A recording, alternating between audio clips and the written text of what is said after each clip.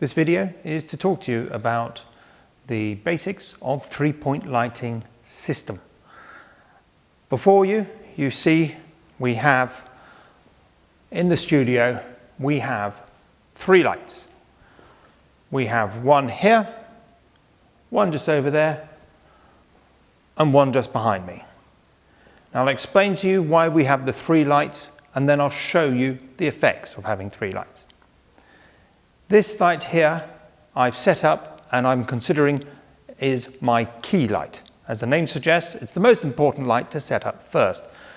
Whenever you've set up your video sequence and you've decided that's what you want, or your photograph, that's what you want, where you want it, then you get your key light and decide where that needs to go. That's very important. Make sure this is straight away the first light you do. Now your key light can either be, as in this case, to the left, or it could be to the right, or it could be straight in the middle, whichever works with the lighting that you wish to create. In this case, I like it here because it's going to give me quite a strong shadow on one side, sort of giving me more depth to my subject. Now, the second light is the fill light. Again, it's quite easy. As the name suggests, it fills in the dark areas. Now, with just one light from the side like this, my subject will have a very dark shadow on one side if my camera's positioned here.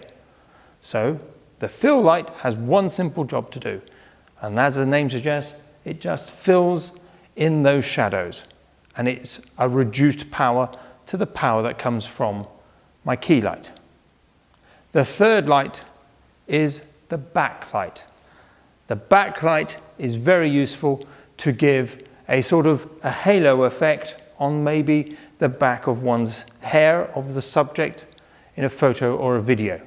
It's best if I show you close up how it works. So this is the basics: key light, fill light, backlight. So now I'll turn on the key light, which at the present is set up as 100%. Just for example, I could of course adjust the power on my key light, and I can very easily reposition it to get different effects that I want on the face. But let's just say I actually do quite like it from the far left hand side here. Let's position it over there. And I like the dark shadows that it's casting on my subject. This is Nick, our little model. So that's my key light. I've positioned it, and as I said, I could easily reduce the power if I thought that the key light was too strong. That was at 50%, but I'm going to bring it back up to 90, so I think that's more than enough. Now, as I said, we've got a very strong shadow here, and we may decide that that is maybe just too strong. So we then come to our fill light. Let's just turn it on a moment. And our fill light is now putting a nice part of light on the darker side, but it's not too strong. It's not too strong. You can still see there is a shadow on our subject. As I have this set up at 30%, and if I increased it, it would basically match the key light, which is not what I'm aiming for here, as this is my fill light. So I want it just to be filling a little bit of light on the side just there, so it's not such a harsh shadow. And at the moment it's set up as 25%. I think I'd go a bit more and go for about 30%. I quite like the softer shadow on the sides there. That looks very good. Next, let's utilize the backlight. So just go over to it and let's turn it on. Now normally I would prefer to have the backlight on the opposite side to my key light, but for today's purposes I'm just using it this way around because that part of the studio is quite full. So I've turned on my key light and it is at about 43%. I'd like to have it just a little bit higher. I've raised it up a bit and I'm increasing the power just about 60%. Now I think you'll be able to see that our subject now has a nice sort of halo type effect on one side of the head. It would probably be better, as I said, to have it on the opposite side to my key light, but that side's busy at the moment with cameras that I need for later on. So I would normally prefer to be having the backlight effect on that side opposite the actual key light. So I'd have it over there. Now, backlights are very useful. As I said, I very much like the sort of warm glow, sort of halo effect that they put on top of a portrait photo or a video, so they can be very useful.